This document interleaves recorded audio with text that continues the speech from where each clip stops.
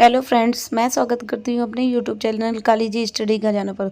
तो फ्रेंड्स, मैंने आज आप लोगों के सीटेट के एग्ज़ाम के लिए मैंने ईवीएस के क्वेश्चन लिए हैं, उस पे मैंने वीडियो बनाई है। ये एनसीईआरटी की बुक से क्वेश्चन है। आप लोग इन क्वेश्चनों को ज़रूर देखिए, क्योंकि ईवीएस के क्वेश्चन जो हैं एनसीईआरटी की बुक से बहुत ही ज़्यादा पूछे जाते हैं। तो आप लोग इन क्वेश्चनों को पढ़िए अच्छे से और फिर एग्ज़ाम में देखिए। इन क्वेश्चनों से ज़रूर क्वेश्चन आएंगे और आप लोगों को इनसे बहुत ही ज़्यादा हेल्प मिलेगी। तो फ्रेंड्स, अगर और आप लोगों को और भी वीडियो चाहिए तो मेरे चैनल को सब्सक्राइब कर लीजिए, ताकि उससे आप लोग जाके बहुत सारी वीडियो देख सकते हैं। प्रीवियस ईयर क्वेश्चन पेपर और मॉडल पेपर भी हैं। तो फ्रेंड्स, ये मेरी ईवीएस की फर्स्ट क्लास है। प्रश्न नंबर 1, जंतु कीड़े जो अपने सदस्यों की अपनी गंध से ढूंढते हैं, वो कौन कौन से जंतु कीड़े हैं? तो इसका जो राइट आंसर है वो है आप लोगों का ऑप्शन नंबर सी, चींटी, मधुमक्खी, रेशम का कीड़ा। ये अपने कीड़े को गंध से ढूंढ लेते हैं। तो देखते हैं question number 2। Question number 2,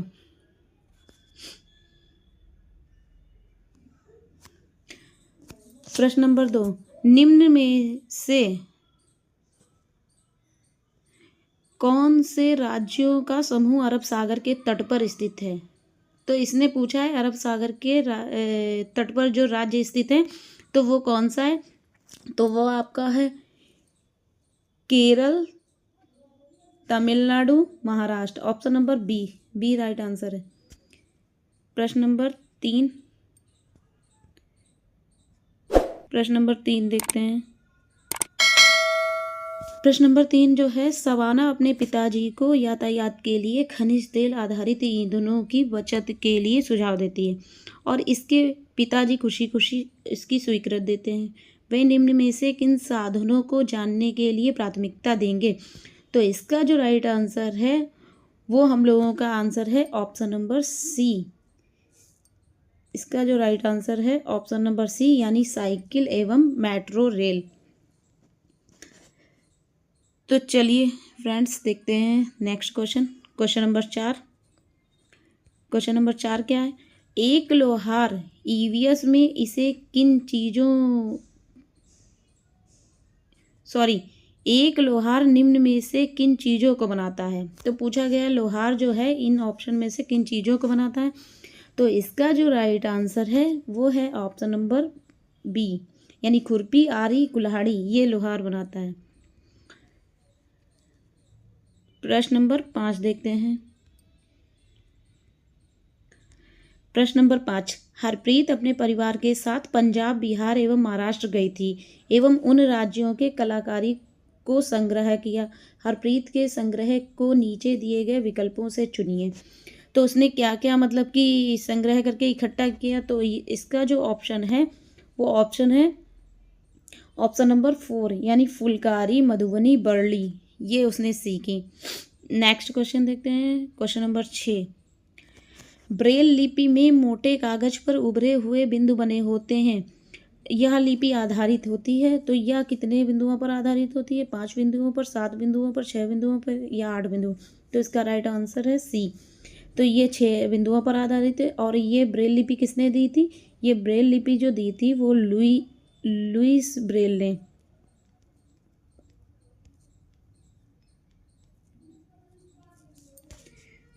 next question देखते हैं।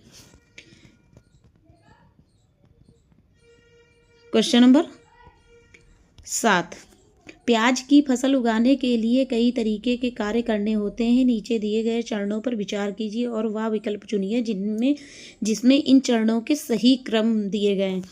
तो देखिए, ऑप्शन नंबर ए, मृदा को खोद कर नरम बनाना। ये खोद कर नरम बनाना, प्याज के ऊपर की सूखी पत्तियों को काटना, या बीज बोना, या खरपतवार हटाना, या प्याज को उखाड़ कर निकाल देना। तो इसका जो ऑप्शन है, तो हम लोग देखो क्या लेंगे। फर्स्ट नंबर पर ये होगा प्याज को खोद कर मृदा को खोद कर नरम बनाना। फिर सेकंड नंबर पे होगा ऑप्शन नंबर सी, यानी बीज बोना। फिर थर्ड नंबर पर होगा जो हम लोगों का डी, खरपतवार हटाना। फिर 4th नंबर पर होगा हम लोगों को प्याज को उखाड़ कर निकालना। फिर 5वें नंबर पर होगा प्याज के ऊपर की सूखी पत्तियों को हटाना। यानी तो हम लोगों का जो ऑप्शन होगा A C D E B, A C D E B, तो ऑप्शन नंबर ए सही है। नेक्स्ट क्वेश्चन देखते हैं। प्रश्न नंबर 8, निम्नलिखित में से कौन सा समूह ईवीएस पाठ्यक्रम में सुझाए गए 6 थीमों में से 4 को सही ढंग से प्रस्तुत करता है? तो इसका जो राइट आंसर है हम लोगों का इसका होगा ऑप्शन नंबर बी, परिवार और दोस्त, भोजन, पानी और यात्रा। नेक्स्ट क्वेश्चन देखते हैं। प्रश्न नंबर 9, निम्नलिखित में से वीडियो कॉन्फ्रेंसिंग की कौन सी विशेषता सबसे अच्छे तरीके से प्रदर्शित कर सकती है कि बिना बोले संचार कैसे किया जा सकता है? तो इसका जो राइट आंसर है वो है ऑप्शन नंबर सी, चैट में GIF। नेक्स्ट क्वेश्चन देखते हैं। क्वेश्चन नंबर 10, शिक्षक खाद्य पदार्थ की अवधारणा सिखाना चाहता है। निम्नलिखित में से कौन सी सामग्री इस अवधारणा को समझाने के लिए सबसे उपयुक्त है? क्या मुरब्बा, दही, घी, पापड़? इसका तो राइट आंसर है ऑप्शन नंबर ए, मुरब्बा। नेक्स्ट क्वेश्चन देखते हैं। क्वेश्चन नंबर 11, एक शिक्षक एक ऑनलाइन साधन का उपयोग करता है जो प्राकृतिक आपदाओं जैसे ज्वालामुखी, भूकंप, भूस्खलन आदि पर एनिमेटेड वीडियो प्रदान करता है। निम्नलिखित में से क्या समझाने के लिए पाठ्य पुस्तकों और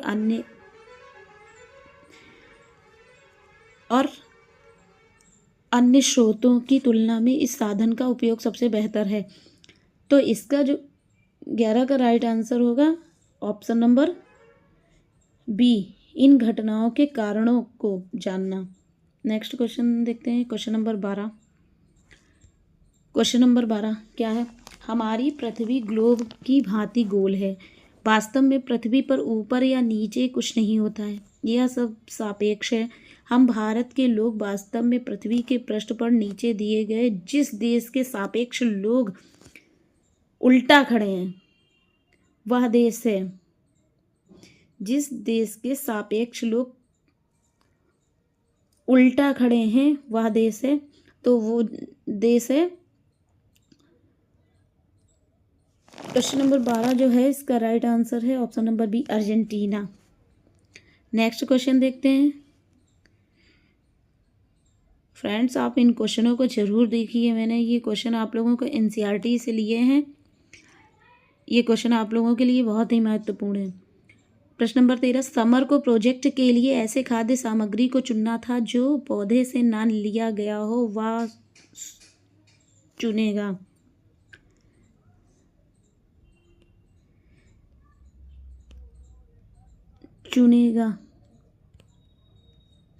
तो इसका जो राइट आंसर है ऑप्शन नंबर डी, दूध, शहद एवं अंडे ये पौधे से नहीं लिए गए। प्रश्न नंबर 14, उस एक को चुनिए जो अन्य से भिन्न है। झील, पर्वत, तालाब, नदी। तो इसमें जो राइट आंसर होगा, इसमें देखो झील है, पर्वत है, तालाब है, झरना है, तो इसमें जो सबसे अलग है वो है ऑप्शन नंबर बी, यानी पर्वत अलग है। नेक्स्ट क्वेश्चन देखते हैं। क्वेश्चन नंबर 15, कर्नाटक में किसानों द्वारा खेत में मिट्टी खोदकर नरम करने के लिए उपयोग किए जाने वाले औजारों को क्या कहते हैं? यानी औजारों को क्या कहते हैं? तो इसमें इलिगे है, कुरिगे हैं, खूंटी है, खुरपी है। कुरिगे जो है वो हल द्वारा होता है और पूछा गया है किसानों द्वारा, तो इसका राइट आंसर होगा खुरपी। नेक्स्ट क्वेश्चन देखते हैं। क्वेश्चन नंबर 16, निम्नलिखित में से किसे हमारे देश में आने वाले व्यापारी दक्षिण अमेरिका से हमारे देश में लाए थे? तो क्या बंद गोभी, टमाटर, मटर, भिंडी? तो इसका जो राइट आंसर है प्रश्न नंबर 16 का जो राइट आंसर है वो है ऑप्शन नंबर बी, टमाटर। इसे दक्षिण अमेरिका के लोग हमारे देश में लाए थे। तो फ्रेंड्स देखिए, हमने 28 क्वेश्चन आप लोगों के लिए बिल्कुल चुनिंदा क्वेश्चन लिए हैं जो एनसीईआरटी की बुक से क्वेश्चन हैं। देखते हैं क्वेश्चन नंबर 17। प्रश्न नंबर 17 है जो निम्न में से कौन सा उपकरण अवलोकन की तकनीक पर आधारित है। तो देखिए, क्या कागज पेंसिल टेस्ट है, या प्रदत्त कार्य है, कार्यपत्रक है, या पोर्टफोलियो फाइल है। तो कागज पेंसिल तो नहीं है, प्रदत्त कार्य भी नहीं है, कार्यपत्रक भी नहीं है, तो ऑप्शन नंबर डी यानी पोर्टफोलियो फाइल। नेक्स्ट क्वेश्चन देखते हैं, क्वेश्चन नंबर 18। विद्यार्थी किस प्रकार ईवीएस में सीख रहे हैं, इसका आकलन करने के लिए निम्न में से कौन सा सूचक उपयोग किया जाता है। क्या विचार विमर्श किया जाता है, याद, प्रत्यावाहन, या बता देना, या स्पष्ट कर देना। तो इसका जो सबसे अच्छा और सबसे सटीक आंसर होगा वो विचार विमर्श, यानी विचार विमर्श करके बच्चे अच्छी तरीके से सीख सकते हैं। नेक्स्ट क्वेश्चन देखते हैं, क्वेश्चन नंबर 19। क्वेश्चन नंबर 19 जो है, निम्नलिखित में से क्या पर्यावरण अध्ययन की कक्षा में शिक्षक के लिए आसान है। विद्यार्थियों को सूचना देना, विद्यार्थियों के विचारों का महत्व देना, विद्यार्थियों को सीखने के अवसर प्रदान करना, या विद्यार्थियों को व्यस्त रखना। तो इसमें पूछा गया शिक्षक के लिए सबसे आसान तरीका क्या है, तो वो होगा ऑप्शन नंबर ए, यानी विद्यार्थियों को सूचना दे देना सबसे आसान है। विद्यार्थियों के विचारों को महत्व देना ये कठिन हो जाएगा। विद्यार्थियों के सीखने के अवसर प्रदान करना ये भी उनके लिए कठिन हो। विद्यार्थियों को व्यस्त रखना ये भी कठिन होगा। तो ऑप्शन नंबर ए राइट आंसर है। प्रश्न नंबर देखते हैं 20। निम्नलिखित में से क्या पर्यावरण अध्ययन के सीखने का प्रभावशाली संसाधन है। तो इसमें क्या किस्से, कार्यपत्रक, मॉडल, या चार्ट। तो बच्चों को जो सिखाने का तरीका है वो सबसे ऑप्शन नंबर ए, यानी किस्से से अगर बच्चों को सिखाया जाए तो ज़्यादा जल्दी सीखते हैं और इससे समझते भी हैं। तो नेक्स्ट क्वेश्चन देखते हैं, क्वेश्चन नंबर 21। निम्नलिखित में से क्या पर्यावरण अध्ययन की कक्षा में विद्यार्थियों द्वारा पसंद किया जाएगा। क्या चित्रकला और शिल्पकला, एकल कार्य, या गृह कार्य का आकलन, या पाठ का स्पष्ट सारांश। तो जो क्वेश्चन नंबर 21 है, 21 का जो आंसर है वो बच्चे यानी चित्रकला और शिल्पकला से अच्छे से सीख सकते हैं। नेक्स्ट देखते हैं क्वेश्चन नंबर 22। पर्यावरण अध्ययन की कक्षा में विद्यार्थियों को अवसर मिलता है। तो पर्यावरण अध्ययन की कक्षा में विद्यार्थियों को किसका अवसर मिलता है, प्रश्न पूछने का मिलता है, या परिभाषा सीखने का, या अवधारणाओं का कथन देने का, या वर्णन देने। तो ये तीनों तो नहीं है। ऑप्शन नंबर ए यानी प्रश्न पूछने का अवसर मिलता है। प्रश्न नंबर 23 देखते हैं, प्रश्न नंबर 23। यह उत्तराखंड का एक स्थान है तथा यह एक महत्वपूर्ण पर्यटन स्थल है, या अरण्य बाघ के संरक्षण से संबंधित है। इस जगह की पहचान कीजिए।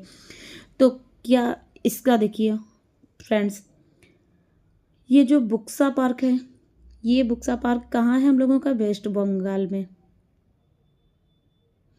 दुधवा पार्क यूपी में। कार्बेट पार्क ये हम लोगों का है यूके यानी उत्तराखंड में। और ये वाल्मीकि पार्क ये है बिहार में।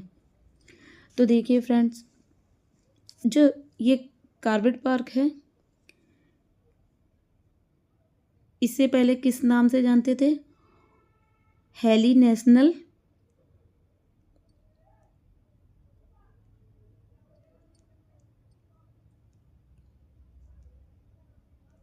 पार्क के नाम से पहले जानते थे। तो चलिए फ्रेंड्स आगे देखते हैं।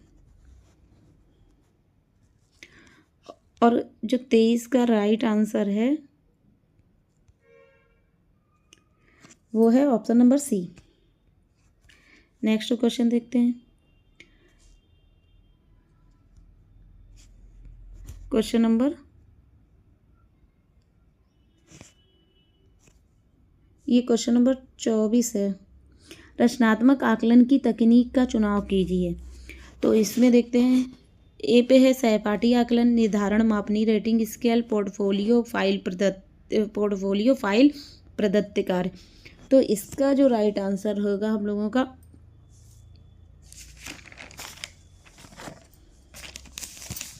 इसका जो राइट आंसर है ऑप्शन नंबर, देखते हैं इसके राइट आंसर क्या पहले आएगा।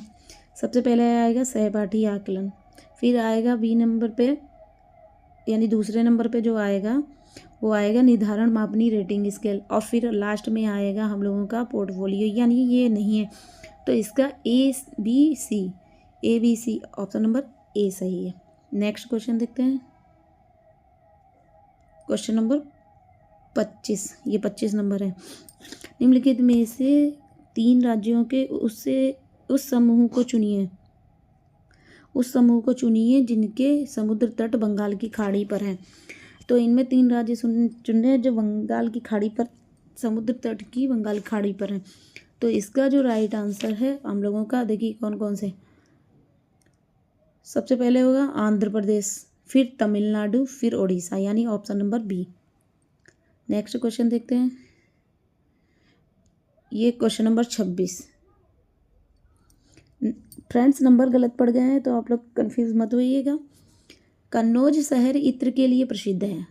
यह शहर भारत के राज्य का जिला है जिसका नाम है, तो जो कन्नौज शहर है वो इत्र के लिए प्रसिद्ध है, वो मतलब भारत के किस राज्य में है। तो इसका जो राइट आंसर है ऑप्शन नंबर ए, कन्नौज शहर जो है वो यूपी में है। नेक्स्ट क्वेश्चन देखते हैं, क्वेश्चन नंबर 27 है। भारत में त्योहारों का एक समूह जो पूर्णिमा के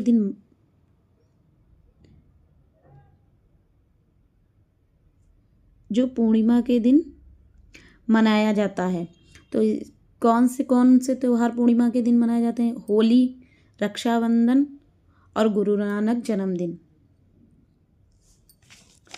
तो फ्रेंड्स ऑप्शन नंबर सी।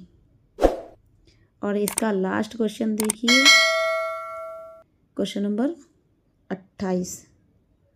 सामुदायिक संसाधन को प्राथमिक स्तर पर ईवीएस पढ़ाने का महत्वपूर्ण संसाधन माना जाता है क्योंकि यह सस्ता है, इसमें अनुभवी व्यक्ति होते हैं या अनुभवों से सीखने का अवसर देता है, यह आसानी से उपलब्ध होता है। तो इसका जो राइट आंसर है,